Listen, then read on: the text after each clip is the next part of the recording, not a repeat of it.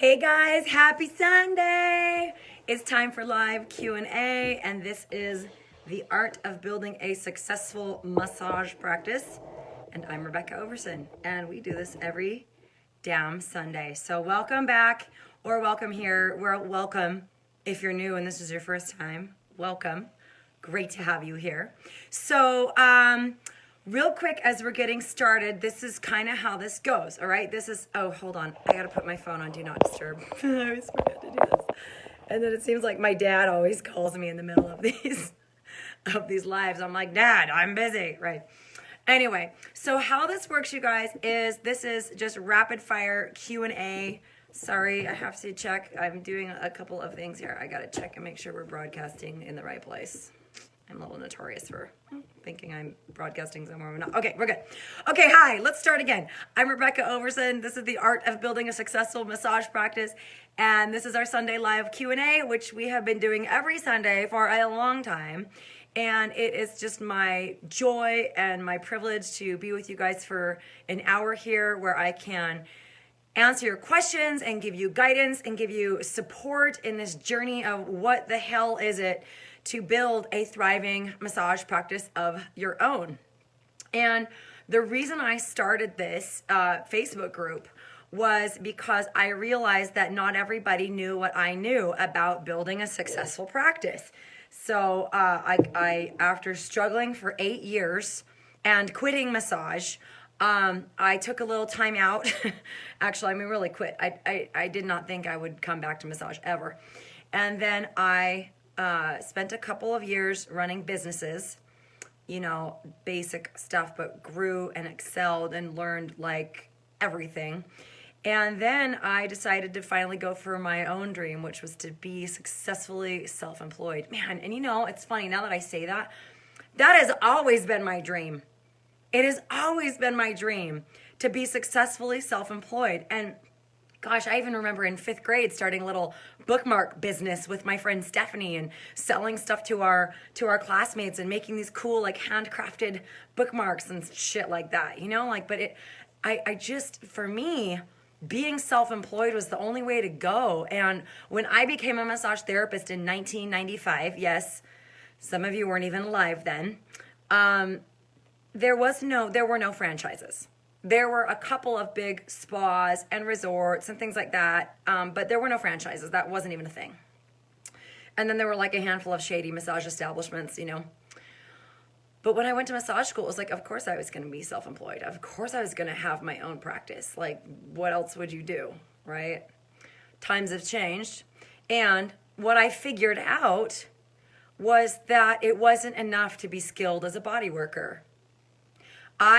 This is the biggest myth I dispel all the time, this big ass lie, is if you're good at massage, then you'll have clients. That's so not true. You have to be good at business to have clients. You have to be good at sales and marketing, and some of those things kind of make us want to puke because nobody wakes up in the morning and goes, you know, I went to massage school so I could do sales and I could do self-promotion. Like, nobody said that, right?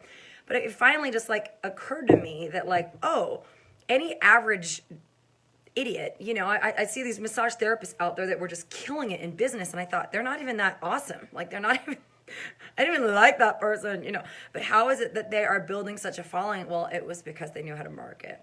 So anyway, long story short is in 2009, I started a business that became such a force for good in the community and grew with such speed and such power and just really became an expression of the contribution that I was out to make in the world with my skills, that, you know, people started coming to me going, what are you doing, girl? Like, how did you build this? And I was like, I don't know, you know. So anyway, long story short is I created this 8-week program, a high-level mentoring program, where I now work with massage therapists, mostly in solo practice, although, you know, we do work with big businesses and stuff too, to help them build a thriving massage practice. And we just make it simple.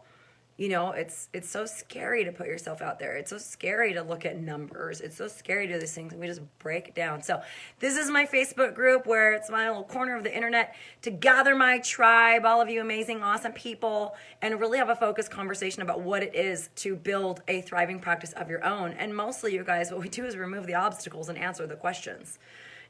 So, and then solve problems. And I have an amazing team now, and we just do this day in, day out. So today it's free coaching with Rebecca. Ask me anything. So as we're getting started here, you guys put your questions. First of all, introduce yourself in the comments, please. Put in the comments your name, where you practice, how long you've been in practice, and the number one thing that's bugging you right now about the industry, about your clients, about your financial situation. Just the number one thing that's bothering you right now. Okay, so let me see what's happening here. Let me scroll here. Hey, what's up, Jennifer? By the way, those of you that are my students in the current program, this is not for you. Go do your homework. This is for everyone else, okay?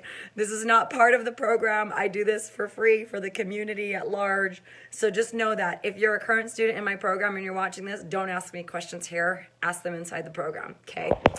Love it. What's up, Jessica? What's up, Ashley? What's going on? I love my tribe. You guys are awesome. Hey, Carrie. What's up? Tilo is in the house. Oh, yay, Ruth. I'm so happy. Yay.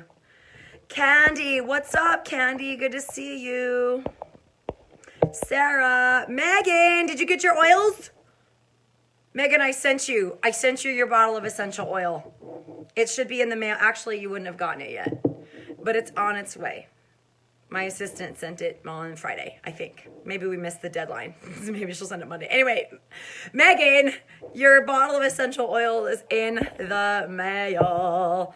What's up, Amy? San Diego, 11 and a half years. Oh, I love it. Yeah, Ruth. Ruth's like, okay, bye. Right, go do your homework, Ruth. Go do your homework. Don't watch the live tonight. It's not for you. You got other things to do, so... Okay, so let's see. Laura Garnett Savage, what's up? 5 years. You always say find your niche. How do you know what your niche is? Oh my gosh, I love this question. So, and you know what, Jennifer, you can have some of the awesomeness that's available tonight. Absolutely. And Ruth, you can still hang out, but I'm just saying, don't ask questions about the program in this live Q&A. Okay, so you got a whole different space for that. Okay, so Laura, how do you know what your niche is?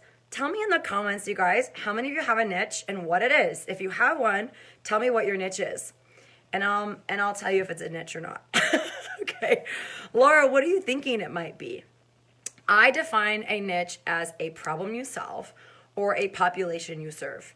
And it kind of goes without saying that the population you serve needs to have a problem that massage therapy solves. Okay. And here's why I say this, you guys. You can't market to everyone. Not even McDonald's markets to everyone. Not even Walmart markets to everyone. Okay? You cannot be marketing to everyone. And so most massage therapists make this mistake of trying to get anybody with a pulse on their massage table. As somebody with pain. I just help people with pain. Well, we all do that. What kind of pain? What kind of issues are you interested in, passionate about, good at, drawn to? For years, my students have heard me telling this story a little bit every once in a while. When I started massage school, I was only interested in doing craniosacral therapy. I went from massage school straight into Upledger. I got craniosacral trained. I did somatoemotional release. I was going to do visceral manipulation. I just wanted all the things that Upledger offered because my mentor, that's what she did. I didn't want to give massages. That was not why I went to massage school. I went to massage school to get a license to touch people so that I could facilitate healing through various bodywork modalities, okay? So at the tender age of 17, when I knew nothing about anything other than I wanted to help people, right? And I was really drawn, for whatever reason. I remember reading a story in Upledger's book about him being in a workshop with a child with cerebral palsy. And he did this cranial vault hold, or it was like a parietal release or something like that. And they all heard a pop. They heard an audible pop. And this child got off the table and was able to walk. That freaking blew my mind. And for whatever reason, I just got interested in cerebral palsy. I got interested. I started reading books about it. I just had this soft spot in my heart for children with cerebral palsy. I didn't know what it was. Well, I never really pursued it because nobody said, hey, Rebecca, find a niche, right? It was just one of these things I was just always interested in. Well, turns out I now have a niece with cerebral palsy. She's 18 now. And I did not create a niche around cerebral palsy, but I could have. Do you see what I'm saying? It's like, oh my gosh, cerebral palsy is such a population of people with physical problems that can totally benefit from massage and body work. So does that make sense, Laura? Look, usually you guys, your niche is like right under your nose. It's something that you've always been interested in, good at, or it could be part of your own story. It could be part of your own journey. Like for me, when I had real success as a massage therapist was in my prenatal practice. I'd given birth to 2 children at home. I had a really empowering birth experience, and I was like, oh my gosh, I want to empower pregnant women. And I wasn't a birth professional. I wasn't a midwife or a student midwife or a doula or a childbirth educator, but I just thought, well, I'm a massage therapist. Why not do prenatal massage and work with that population? Because I was so passionate about helping women have a fighting chance at a birth experience that was ecstatic, like I had, like literally, like ecstatic birth experience versus traumatic. Okay, so it's really, Laura, it's such a great question. I get asked this all the time, and it's like, I love that you guys are dealing with this now, because nobody, I didn't learn that from anybody. I figured it out myself, and now I hear all over the place people talking about what's your niche, and I love that this is permeating the culture of our industry. So, Laura, it's really about, where do you want to employ your skills to make a difference? And you have to get specific, okay? All right, so let's see. Megan hasn't got the oils yet. Okay, good, fine. All right, so good. Amy says working with dancers, athletes, and movement artists. Totally, that's great, Amy.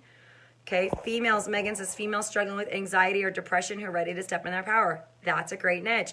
Carrie's niche is athletes and people recovering from injuries and surgery. That's great. Do you guys get that that's so different than saying, I do massage, I give massages, I do pain relief. It's like, what kind of pain relief, right? Okay. Good question. What's up, Brenda? What's up, Mark?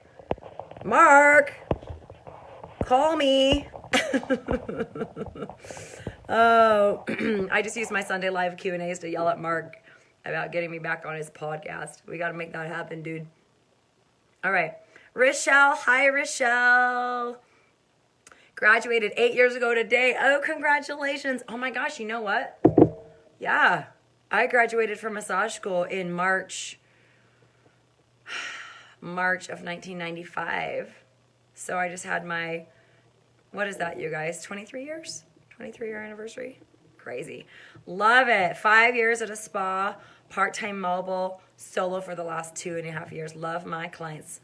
Cool. And Rochelle says mostly therapeutic, but again, that's not really as we're talking about a niche, I would encourage you to dial that in, Rochelle. Okay. I think you're saying therapeutic as opposed to like relaxation, but Laura says, I love working with sports athletes, but I also love medical massage and relaxation massage. Great. Well, Laura, just figure out what all those have in common. What are all those examples of? Where's the common thread? Okay. What's up, Naomi? We get started tomorrow. Marcy, hi, Toledo, Ohio, 14-year massage therapist, barefoot. Awesome. Now, here's the thing, you guys. Here's the thing. A niche is not a modality. Okay? So, barefoot massage is the tool that you use, but you need to figure out what problem it solves for your clients, too, to make it easier to advertise. All right. Not complaining, but almost too busy. Good, Marcy. Raised your prices. Good. Do it again then. Booking out about a month and a half out. Good. How do I weed out clients that don't need me but are just used to coming to me? Well, Marcy, you raise your rates. Again. Okay? When you have that much demand for your service, you raise your rates and it forces your clients to choose whether or not they're serious about you or they're just looking for a good price type of thing. Okay? So that's one of the ways that you do that, Marcy, is just raise your rates. And that'll weed out the weaker. That'll thin the herd, Marcy. Okay. Oh, Candy says, what I love is working with folks who have injuries. Good. Athletes, all kinds, and the like. That's awesome, Candy. What's up, Daniel? What's up, Carrie? Yay. Oh, I just love it. Hi, Brooklyn. Great to see you guys. Okay, good. Well, then there you go, right? Okay, so what questions do you guys have? Don't be shy. I sent Megan a bottle of essential oil one time because she just asked the most questions, and I felt like I was just going to do that. So don't ever hesitate, you guys. If you have a million questions for me, fire away. All right? But meanwhile, let me tell you that our amazing admin, Robin, sent me a bunch of questions that you guys have submitted during the week. So I'm going to start going through those But you guys have priority because you're here with me live. And obviously, you can always watch the replays of this. They are archived in the group for EVs. If you go to the photos section, or I think it has a videos tab now too, like on the left navigation of the Facebook group. Okay. So, and Robin's here. Hi, Robin. Love you. All right. Also, you guys, it's my duty to inform you that if you've not yet seen my webinar, this is a free 60-minute training with me. It's called 5 Shifts for Creating a Successful Massage Practice, even if you're surrounded by competition. Because actually there is no competition, and I teach people how to make it irrelevant. All right. So that is available to you as a member of this group. Robin can put the link there for you. If you haven't watched it yet, it's an on-demand webinar that plays at the top of every hour from 9 a.m. till 9 p.m. across the United States, across all 4 time zones, okay, and Canada, obviously, North America, okay. So that's available to you. You can go register for it. It's absolutely free. You get to spend an hour with me in this presentation that I created. I even cry in the middle of it, you guys. Like, I put my heart and soul into it, and because I just felt like it's the things that everybody needs to begin to think about, and you'll really learn a lot from it. So Robin just put the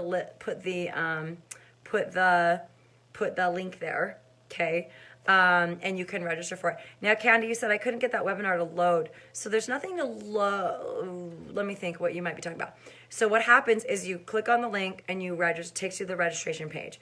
You register for it, and then the next webinar is starting in 42 minutes, okay? If you miss it, you'll get a replay link in your email the next day, and then you have 48 hours to watch that. So you just click on it. You'll even get an email that says the webinar is starting right now, like all that kind of stuff. You go in and you just watch it. I just have a whole system that makes it easy to do this. So if you're having a hard time viewing it, Candy, it's probably your internet connection or the browser that you're using. I know there are some browsers that just, it's not compatible with the system that I use.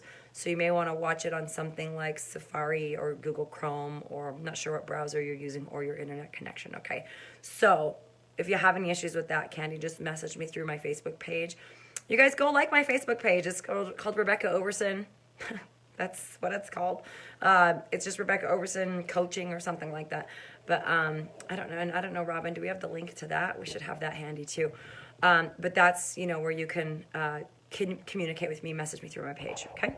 So Kimberly, what's up? Kimberly Ackerstrom says, new to the industry, cool. Just graduated in January, absolutely love it. Working on getting my mobile business going while I work at a spa, but I'm terrible with sales and marketing. Well, Kimberly, you should, if you're serious about your business, you should book a call with me. Okay, so you guys, I accept about 5 students a week into my program, my 8-week mentoring program. It kicks ass. It's awesome. I love it. My students love it. My graduates are all making, hitting and totally blowing past their goals. Like a good chunk of my graduates that are doing massage full-time are making $5,000 to $10,000 a month, if not more. Okay, that's crazy. Most massage therapists make $36,000 a year, including tips. Okay, so that is an option for you as well, for those of you that are ready to invest in a really high-level kick-ass program where we're going to literally hold your hand and walk you through the whole thing. Robin can put the link there to my page on my website with the application. It's not something you can register for. In fact, we don't even talk about price until we know it's a good fit for you. Okay, so so that's an option too. But you guys, you of course you suck at sales and marketing. Of course you do. That wasn't taught in school. Right? I know exactly 0 massage schools that really, no kidding, prepare massage therapists to be successfully self-employed. In fact, a lot of massage schools are actually owned by the same companies that own a shitload of spas and cruise lines. And they're literally creating, it's like a diploma mill. So watch out for that, right? But it just makes sense. What I'm saying is, of course you freaked out by sales and marketing because most massage therapists don't even know what they're selling. You think you're selling massages? You're not selling massages. So, okay, so there's an option there for you too. Yay, and Amy, we have a call tomorrow. We do? No, we don't. You're not on my calendar, Amy. Hold on. Hold, please. Amy, we have a call on Tuesday. Because I don't do discovery calls on Mondays, but we have a call on Tuesday, Amy, and I can't wait to talk to you. So that's perfect. Yay. Okay, good. So Robin's posting some links for you guys. there's my Facebook page. Go like that. And then there's also she posted the link to my website that has the Work With Me page. And also, you guys, I also do prenatal massage certification. That was my whole business was built around prenatal massage. And I have this awesome online course. It's recently been approved for 12 CEUs. Woo, I'm so excited. And then my pregnancy massage basics course is 6 CEUs. So those are options for you too. I just have a shit ton of stuff on my website, so go check it out. Okay. Sorry, you guys. I'm so cursy tonight. I'm like swearing like a sailor tonight. I'm sorry. If there are children around, let me know, or put on headphones. I'll try to make this broadcast G-rated. All right, so let's see here. Deborah says it's a great webinar. Thank you, Deborah. I am so glad you enjoyed it. And Kimberly's in the house. What's up, girl? Kennel, what's up? I love it. Oh, it's my peeps. Okay, good. So it's okay, Amy. It's a good thing we reminded you, right? Okay, so you guys post your questions below. Ask me anything. Look, mindset issues, money issues, industry problems, your personal challenges. Tell me what's the number one thing that you're out to accomplish in your business and the number one obstacle that's in the way. Actually, let's do it this way. You guys ready? Everybody post in the comments on a scale of 1 to 10, how are you doing? And this is global. Like if we were to just look at your business, your life, your finances, your self-care, all that stuff on a scale of 1 to 10, 10 being I am, emitting glitter and rainbows, okay? Like things couldn't be any better. To 1 being like, yeah, I am on a highway to hell. Something in between. Post what number you are right now. Just honest self-assessment. Okay, so everybody post that number right now. And then I'll tell you the next question. This is a really great tool that I teach just for self-assessment to get your brain organized and figure out, where you are and where you need to go. Okay. Do you know most people on this planet don't have goals? And therefore they will never reach them. So, okay, good. So we've got 5, 4, 4, 4, 7, 5, 7. I like it. 4. Thank you, Susanna, Deborah, Sarah. Sarah Yoon is a freak. Sarah, do you want to get on and talk to our people? Do you want to come on the screen with me and just share your successes? I mean, don't give away all the secrets, but share your successes because it's so freaking inspiring. Sarah, let me know. Sarah Yoon, let me know if you want to just celebrate your successes with us tonight. Let's see. 5, 7, 8, 5, 3. Okay, good. Now, you guys notice whatever number you put in there, notice you had some internal dialogue about it. Like, oh, it's a 3, my life sucks, or something like that. Okay, or like, oh, 7, I could never be a 10. Notice whatever was going on in your head about that. Okay.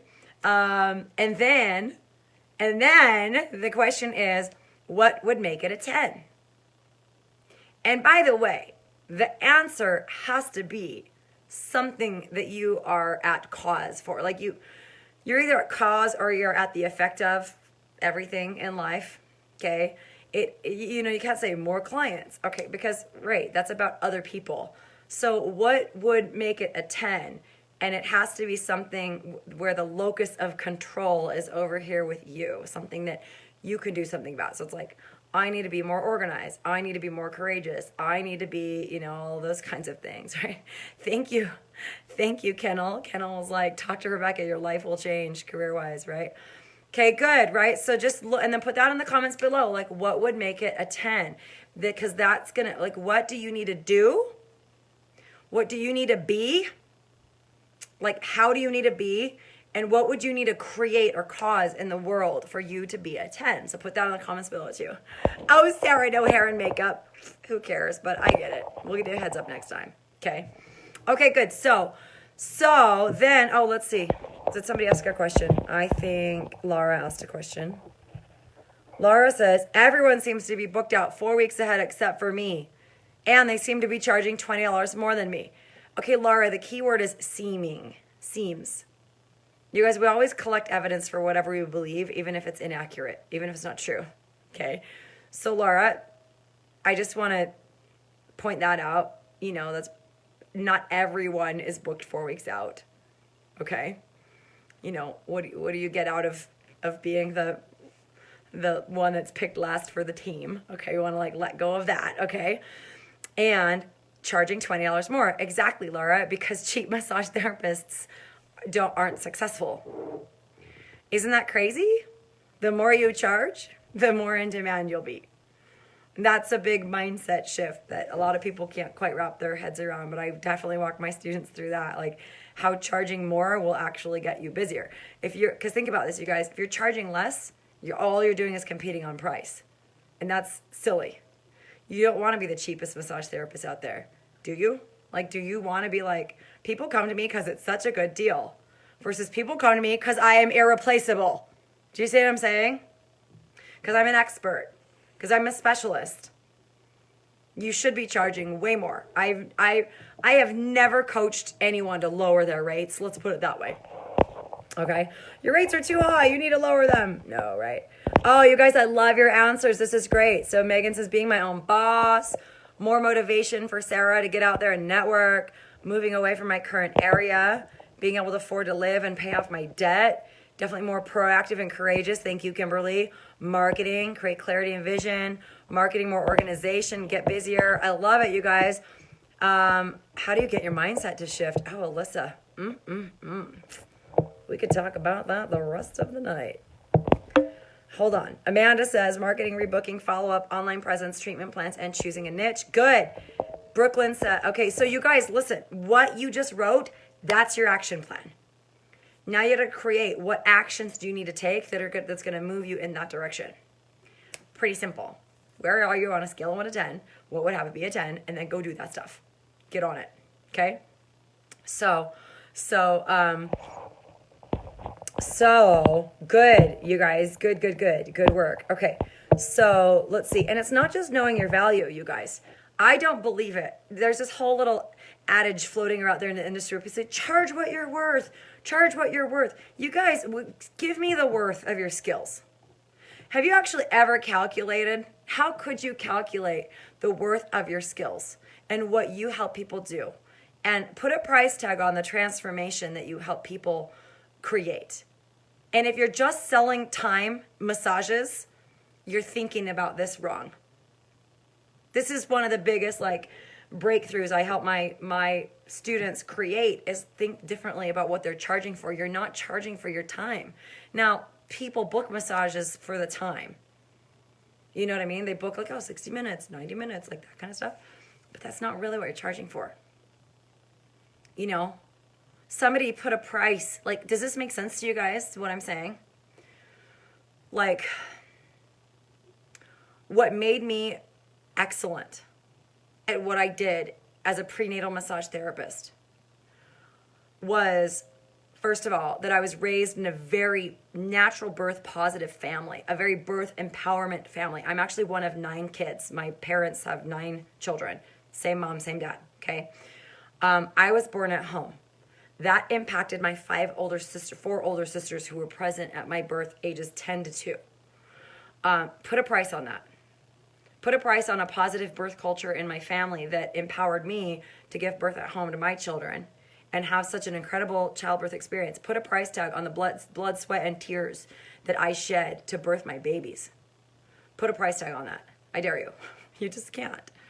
The skills, the knowledge, the wisdom, the things I absorbed, the things I invested in, the coaching, the education, massage school, the mistakes I made, you can't put a price tag on that. So when people say charge what you're worth, that's ridiculous. Because you can't.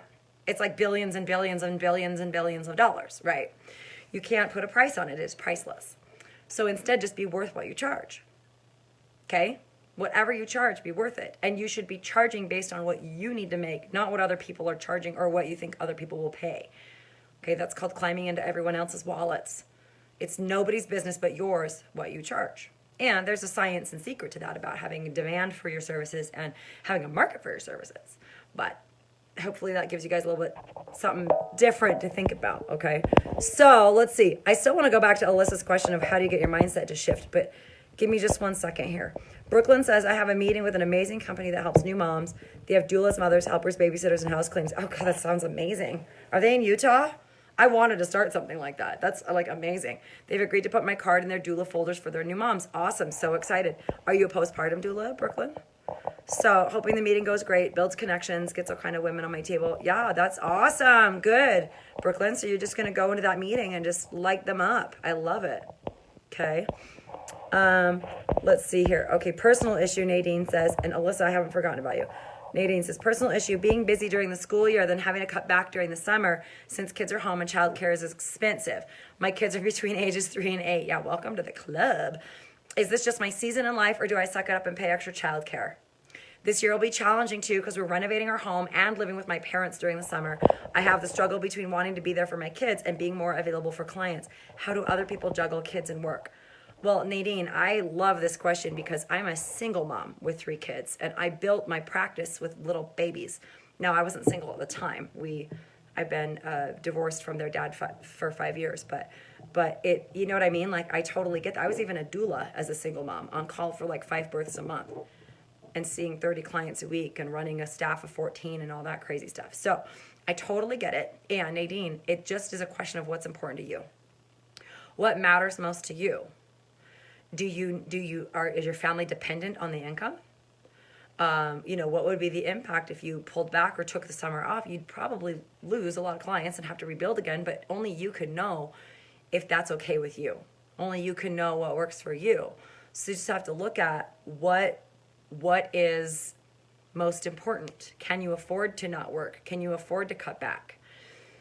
And if so, cut back and start letting your clients know right now, hey, I'm cutting back a little bit in the summer to spend more time with my kids. We need to get you booked out the whole summer or you're not going to get in.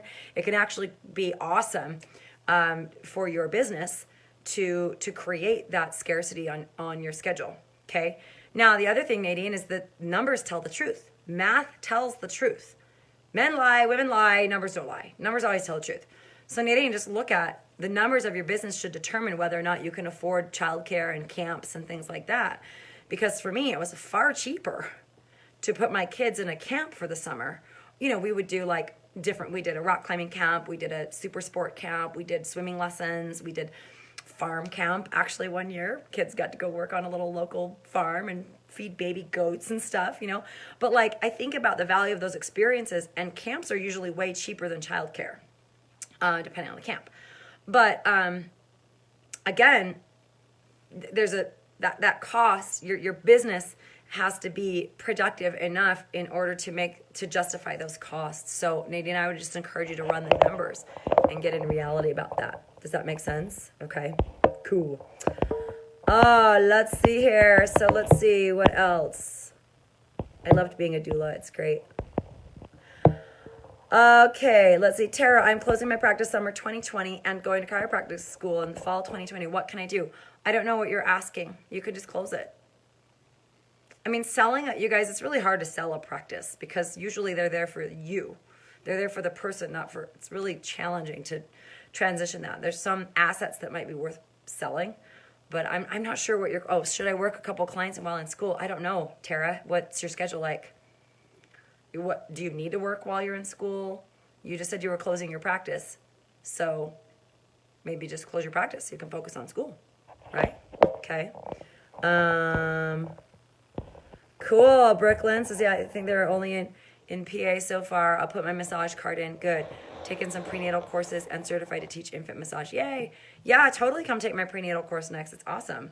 It unscares massage therapists to work on pregnant women.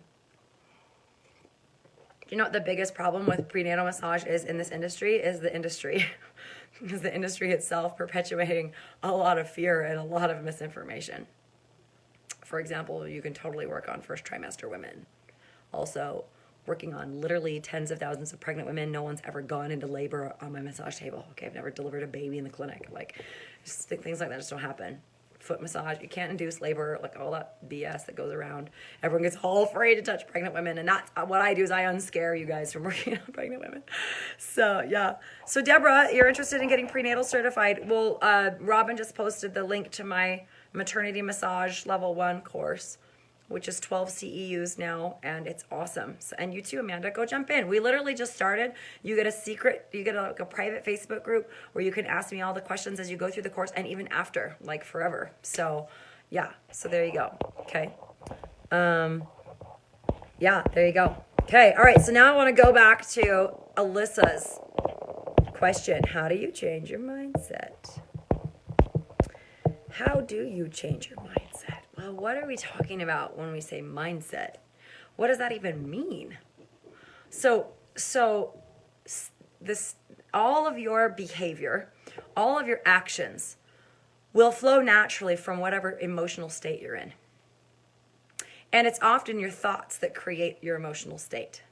So what I mean by that is, let's say you have a thought of like, I'm such a piece of crap, I can't do this, I'm such a loser, who am I to think I could be successful at this? Let's just say that's what you have going on in here. Well, how's it gonna make you feel?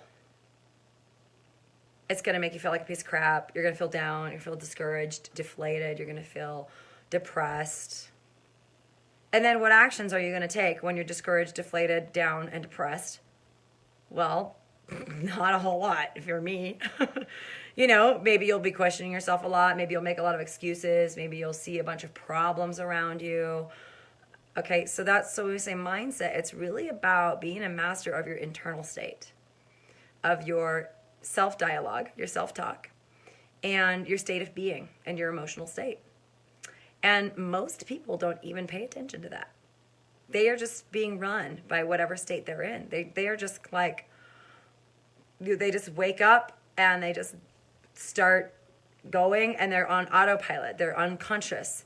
So the first thing that you can do, Alyssa, is just start to be aware and check in. Like, what is my emotional state right now? What's going on in my head right now? You know, if something feels hard or something feels impossible or you're struggling with something, it's not because of what's going on around you. It's because of what's going on in between your ears. Okay? So you have to start to notice that stuff first. And then there are lots of different ways to work with it. I mean, lots of different ways. There are so many tools for being able to shift that. One of my favorite tools is the work of Byron Katie. I got trained as a clarity coach through the Clarity Coaching Institute, and I built an entire practice facilitating people with 4 questions and turnarounds as she teaches it. In fact, I have her book right here. In case y'all want to go get it, let me share this amazing resource with you. Byron Katie, Loving What Is her first book, and it'll introduce you to the process that she is famous for and she now teaches. Okay? She's also got lots of other awesome books like this one. I Need Your Love, Is That True? This is all about relationships. It's incredible. I taught an entire course with this. Gosh, I've talked about that before. I should bring it back. Robin, let's add that to the list of awesome projects, right? So there are a lot of tools for working with your thoughts and just getting into a better emotional state. What you dwell on, what you think about, you will become. That is law, you guys. What you think about, you will become. If you think about your problems, you dwell on, like the biggest problem I love to solve is money. Everybody goes, it's so hard to make money. I don't have money, and also I'm behind on my bills, and no matter how much I make, there's never enough, and I just am struggling. Well, what you're focusing on, you get more of. It's called the law of attraction, but it just is a true principle. We are creators. And we create in here first, and then then the circumstances of the world, of the physical world, align themselves based on what we perceive. So, for example, if you're somebody who struggles with that poverty or that lack mentality, you feel like money is hard, money is tricky, how do you make it? You're confused by it, you're struggling, you're suffering, for example, okay?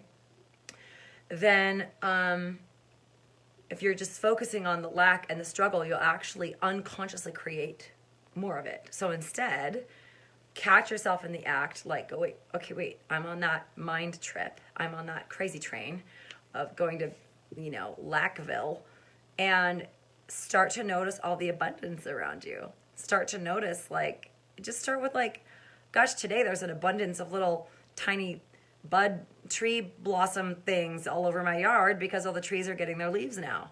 That's signs of abundance. Wow, look at this amazing sunshine. It's for free. The sun is shining down on me. And, I have this beautiful house that I love. I have 3 beautiful children. I have, abundance of my co-parents and my neighbors and people that support me and help me. Like, you have to shift what you're looking for. You will always find whatever you're looking for. You always find evidence for what you're looking for. And it's not necessarily a conscious process. Some of this is also hardwired unconsciously by the time you're like 6 years old. So that's why I do hypnotherapy and other types of change work to work with the subconscious programming that's actually running your life. So, and I will say this, why this work is so important. Mindset work is so important is because if you have good strategies, but you have shitty mindset, the strategies aren't going to work. It's like that inner state is what determines everything that you have on the outer. So Alyssa, thank you for that question. I love it. Let me see what else here. Hold on, you guys. Oh, thank you. Robin just gave you guys the link on Amazon. Okay, for that book. So there you go. Now, Susanna, I'm going to coach you on this. It's not manifesting really what you want. Because if you want something, if you say, I want more money, then the universe says, okay, and you'll keep wanting more money.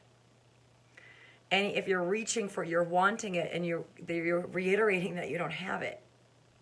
So you have to be in the state of having it. You have to be connected to your desires and spend time every day feeling what it would feel like if you had those things. Feel what it would feel like if you had those things, because you're feeling it real. You have to get into the state in your mind that it is done first and stay there. If you're just going, oh, wanting, that's what you're focusing on is the lack, and you'll just keep wanting. Okay, Susanna was like, right. Okay, so I didn't want to step over that. So, all right, you guys, so let's talk about, Yolanda had a question. These are some questions from earlier this week, you guys. I'm going to jump to, since I don't see any questions coming in from all you people watching live. So send in questions if you guys have them. I'm here to serve you, okay? Yolanda says, how do you handle refunds on packages? I love this question. She says, had a client asking for a refund on her last 2 sessions since it's hard for her to make appointments due to her busy schedule. Step 1, clear policies. No refunds on prepaid packages or sessions. The end. Guys, like, the whole point you're giving them a discount is because they're prepaying. So they can't at the end then go, oh, I want my money back. But sometimes you do have to do that, or you decide to do that. I just had a firm no refunds on prepaid packages. It's use it or lose it. If they can't use it, sell it to somebody else. Gift it to somebody else. Don't put it back on, don't let your clients put that back on you. Okay? They bought it, they own it. It's like the you break it, you buy it, signs it at stores, right? But if you do decide to do that, then you would then calculate the amount that she paid on, let's say she bought 5 sessions, and let's say she bought 5 sessions for, gosh, now I have to do some math. I just got to give you guys the examples of what I'm saying. Let's say she bought 5 sessions for $75 each, and they're normally $90. Okay, so that was $375. Now, if they're normally $90, then you would take the 5 times 90, that's $450. And then you would essentially have to charge her full price for the 3 that she used. Okay, so you would go, okay, she used 3, so those are going to be now at $90 because she's pulling back on the package. So it'd be $270. So you take, I think it was $375, I said, whatever she paid, and you'd give her back $105. Okay, that's how you do that. Did that make sense, you guys? Or did that bring up your number phobia? Right? Okay. Susanna, how do I market my niche properly is not a question I can answer in a live Q&A. We're talking deep marketing strategy, but to give you I can't answer that fully, but how do you market your niche properly? Well, you need to, all of the strategies should line up. All of the actions that you take should be strategic to serve your niche. So like a quick example is if my niche is pregnant women, don't rent in a hair salon. That's not going to work for pregnant women. Or nail salon. The smells, the noise, you know what I mean? So you just have to think about what makes sense for your niche. If you're going all in on a niche and you know what I mean? It's going to determine everything. It's going to, and your niche is not hot tie stems. I don't know what hot tie stems is, but maybe that's a typo. That's not a niche, that's a modality. And a niche is not a modality. Okay. So Cheryl asked earlier this week, she says, perhaps not a new question, but I'm ready for some fun reading the responses to this. Hi, Cheryl. Would you be interested in providing a 30-minute gift certificate for teacher appreciation gift? We're gathering a few donations to give to teachers this week in a drawing, and I thought of you. See you soon. Any ideas for responses? So when people are asking you for donations, first of all, you just have to decide if it makes sense for you. Do you want to donate? Do you need a tax write-off? Do you have an abundance, like, is your clientele, does that make sense? Teachers? Does it, again, using my niche, which is prenatal massage. Like, or if you do fertility, if your niche is people trying to get pregnant, it might not make sense to donate a bunch of fertility massage 30-minute sessions to teachers. Do you know what I'm saying? So you have to consider if you want to donate and if it makes sense for you to donate, if that's where your clients are and those are likely to be good prospects. And if not, then it's just a question of, do I want to donate to this cause because I'm a charitable human being? Okay. Amanda just popped in. Hi, Amanda. She says, what niche would be good at a hair salon? None. I'm such a brat. No, seriously, you guys, like, I rarely see massage therapists succeed in hair salons. People aren't there for massages, they're there for hair. And if you are really wanting to do most massage therapists, at least that I talk to, want to do something other than spa, pampering, massage, right? Now, there's totally a place for spa, pampering, massage. I'm not knocking it. I'm just saying. Most massage therapists want to be seen as more clinical, therapeutic, pain relief, those types of things. Doesn't belong in a salon any more than you would expect to see a podiatrist renting in a pedicure place. Just totally out of place. Doesn't make sense. Okay. So you have to consider that. You just have to consider that. If your niche is athletes, like, why would you go into a salon? People who go into a salon are women wanting to get their hair done. Usually. Colored and cut and styled and whatever. And like, what does that have to do with massage? Usually nothing. I've worked in salons and it's a bitch. I hated working in salons. It's like the worst place. Yeah, Amy says, I hated massaging in a hair salon. The constant hairdryer ambience was distracting. Never again. Yeah. Yeah, and again, there's exceptions. Sasha says, I've been extremely successful at the hair salon I started at. Totally. Again, you guys, it's possible. It just depends on a lot of different factors. Depends on your niche, depends on your marketing, depends on your visibility, depends on your passion, depends on lots of different things, So is it possible? Yes. And it may not be ideal, but sometimes it's your only option. And if you believe it's going to work, then that will put you leaps and bounds, ahead anyway. So that's awesome, Sasha. Congratulations. That's really awesome. Okay, so let's see here. Emily says, I'd like to offer a new patient appointment consisting of consultation, stretches, range of motion testing to see where the client's at, followed by a 60-minute massage, making it a 75-minute session. Does anyone offer something similar to this? Any recommendations? So yes, you guys can do anything like that. You just need to train your clients what to expect from you. So it'd be like, your first session is 90 minutes and includes at least 60 minutes of massage. Because there's a consultation and assessment and things like that, and it's X amount of dollars. It's actually a really great thing to do. Please, please, please do not be doing things like that and then not charging for it.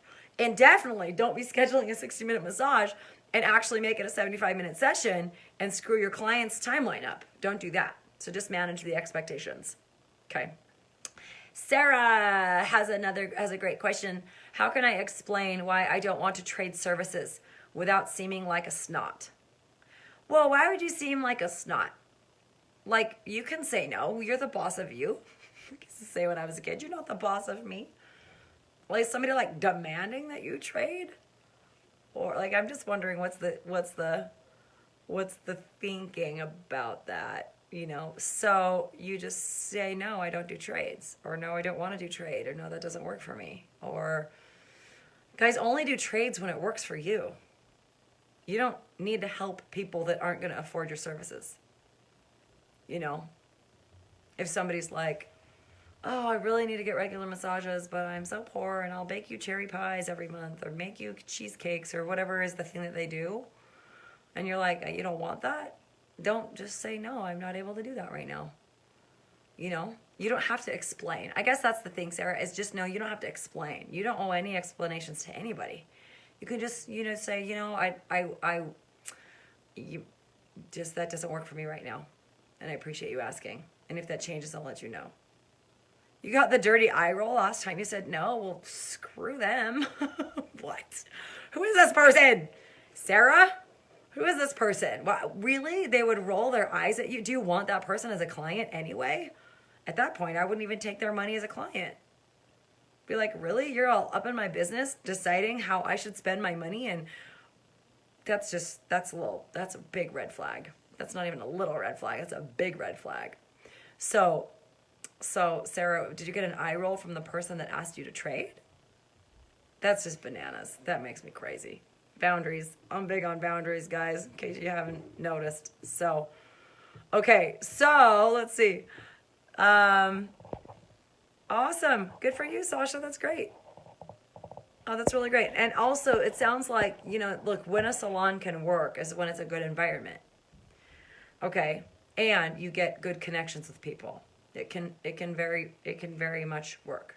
Okay. But I'm just saying most of the time, especially if massage therapists don't have other things in place about their business plans and their marketing and their strategies, a lot of them just kind of end up in salons thinking, oh, I'm going to get all this foot traffic. It just doesn't necessarily work out that way. But that's awesome, Sasha. Good for you. Super awesome. Okay, let's see. Another question here. This is from Anna Maria, who says, wondering if anyone has a second location in a different town. If so, do you mind sharing the pros and cons? I'm considering this. This is a good question. So let me just touch on it briefly because I'm watching the clock here. The thing about a second location, or at least what I learned when I opened a second location, I opened a second location that was about an hour from our current location.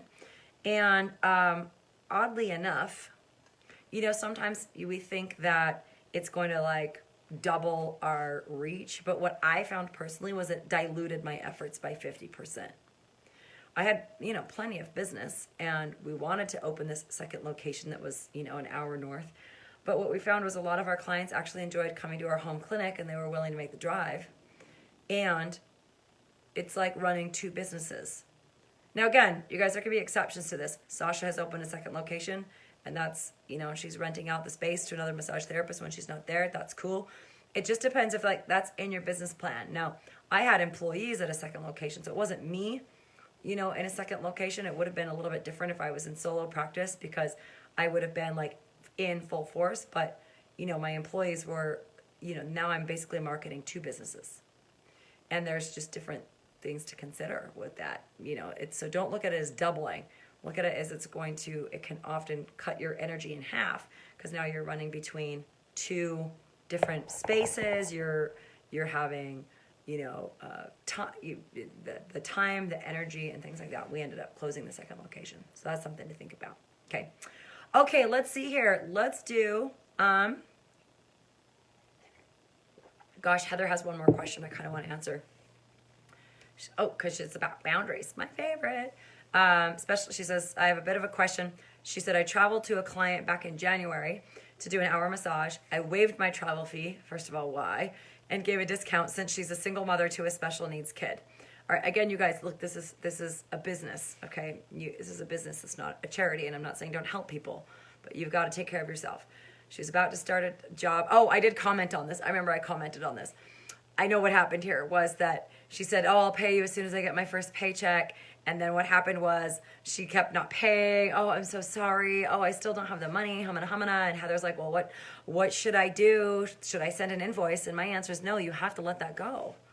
You've already trained the person that your boundaries don't mean anything to you and that you're willing to work for free and that you're willing to discount because she's a single mom with a special needs child. Look, stop keeping people small. Stop keeping people small. Single moms are not second-class citizens. Parents of special needs children are badasses. It doesn't mean that they're disadvantaged. It doesn't mean that they're poor. It doesn't mean that they're a charity case and that they need help. Okay? My sister has 2 children with special needs, and she kicks ass and is an amazing leader in the world and has built an incredible business that's impacting millions of families with special needs. Don't keep people small. You don't get to decide if, people can't afford your services. You don't know that. Okay? And that's one of my pet peeves is so many people work this oh, I'm a single mom card like it means they're on food stamps or something. And look, there's nothing wrong with being on food stamps and having government assistance and all that stuff. Those programs are there to help keep people off the streets, right? But don't necessarily think that just because somebody's struggling, that means you have to help them. In fact, I found that in this industry, there are a lot of people that struggle with being codependent, myself included, a recovering codependent, okay? And I do mean that, like in recovery, okay? I don't do stuff like that anymore. I used to enable people all the time. I wanted to pay their bills. I wanted to make it easy for them. I wanted to take care of them. I wanted to bring in all these strays off the street. And I ended up with a lot of really messed up people in my life that did not belong in my life. But I wanted to help them. Okay, now I'm going off on a tangent, but Heather, it's such a great thing. I think we should just like deal with this, right? Is that we do have a little bit more of a tendency in this industry to be that type of person. We're givers. We just have these huge hearts. We just want to help people. Nobody got into massage therapy. You know, most people didn't get into massage therapy to like make millions of dollars. We do it because we love it. We do it because it gives us freedom, flexibility. You know, there's various things, but we have to have those boundaries and realize you cannot save everyone. You cannot help everyone. If your business is not thriving, then it's not your job to start going out and taking care of all of these, you know, stray pets, so to speak. Okay, and I don't mean any disrespect, but you guys get what I'm saying, right? Is that I've always found it's best to have a limit to what I will give, so there's structures around it. Like I will donate this much every year, or I tithe. I will give 10% of my income to charitable contributions that help support people, those types of things. Okay, just really, really important that you're not overextending yourself like Heather did to help another person, because then you get taken advantage of. Exactly. Okay. All right, loves. So yeah, exactly. Put on your oxygen mask first. All right, are we ready for some cards? We're gonna pull a card. So you guys think about a situation that you want some clarity on, a situation, a relationship, something that you want some guidance and clarity on. And we're gonna do animal spirit today, okay? Amanda, I love your question and we already answered it. So you have to go back and watch the rebroadcast when it's posted, okay? Good luck, Marilyn. Yay. Well, Marilyn, you need more than luck. You need strategy, okay? So if I can help, let me know, all right? Okay, so you guys, post below when you have your thing. You got to pick a thing. What's the situation, problem? Just bring something to mind that you want some guidance or clarity, and I'm going to pull a card here for all of you as your meditation and reflection for the day. Just put in the comments, got mine, when you have yours. And I am sorting the deck. This is the Wild Unknown Animal Spirit deck, you guys. It's super cool. If you like oracle cards, go grab that from the Wild Unknown. You guys ready? Oh my goodness, I have never seen this card. It's Fire Ant. Fire Ant. That's what we got. Fire Ant. Let me tell you what Fire Ant is all about. That is a new one. I like it. Fire Ant. Here we go. It's the fire element. Okay. Hi, Happy. Nice to see you. Okay. Aggression, rigid thinking, and following orders. Oh, this is going to be so enlightening, you guys.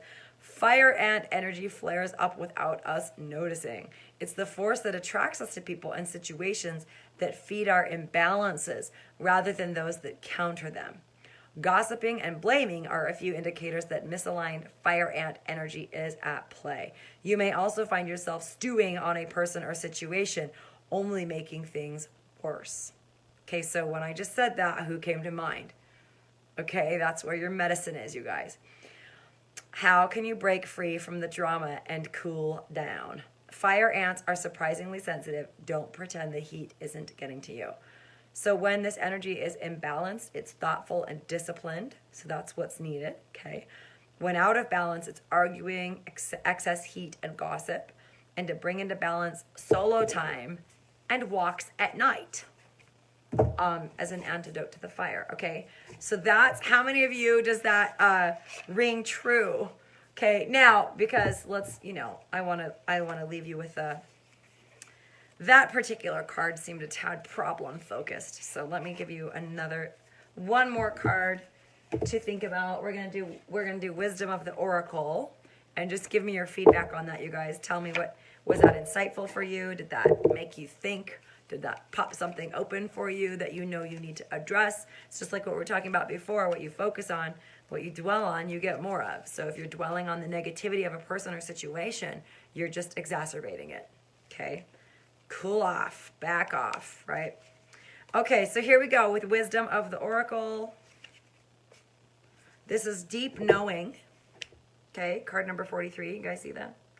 Deep Knowing. It's a pretty little image with the owl and the moon and the, I don't know what that, meditative kind of face. So let me tell you what this card is about so that it can bless you on your journey. Okay, 43. Here we go. My, oh my, 43. Deep knowing. So the essential meaning of this card is intuition, listening to the oracle within, empathy, and hypersensitivity. So this is the message, is that intuition is the faculty that allows you to enter into a dialogue with source, the consciousness that you're a part of but cannot see with the naked eye. It's perplexing that people are taught to ignore this natural capacity to navigate their journeys, access their inner guidance, know that you have an ability to read between the lines and find all the truth that was missing when the story was told. This deep knowing allows you to open the door to wisdom far greater than what is available in the limitations of human experience. You're given information that may make no sense whatsoever to the logical mind or five senses, but which is 100% true and correct. The trick is to listen and then act accordingly. You're now invited into this sacred dialogue of deep knowing, so tune in and trust your vibes. They will be right. Ask and you will receive answers from unusual sources. I love that one. Trust your intuition, go within, get the answers, trust your gut. You know, it came to mind for this. I recently had a home under contract, and it was this beautiful home that I wanted so much. It was just amazing. I still have dreams about it. It's this beautiful home, okay? And I was ready, I was qualified, I did the inspection, and then my gut just told me not to do it. And it was so hard because in my head I was like, I want this thing so bad. And, you know, was already planning out the furniture and everything. And it was just like, just don't do it. So in a massive act of bravery and courage, I walked away from this thing that I loved, that I felt like I'd been working on manifesting for a long time. And I just decided to trust my gut. Your gut is rarely wrong. So go with that. All right, Robin just posted a link at the bottom there. For those of you that are interested in looking at if mentorship with me is right for you, then click on that link to schedule a call with me. We'll spend 60 minutes together and we'll really look and see what, you'll know exactly what your problems are and exactly what you need to do to fix them. And if we decide we want to work together, then I may invite you to be one of the clients that I take on this week or next week and help you solve your problems a lot faster and get your business thriving without making costly mistakes and wasting a bunch of time and frustration and all that good stuff. So thank you for joining me tonight. I love you guys. Thanks for being a part of this community, and we will see you next time. Bye.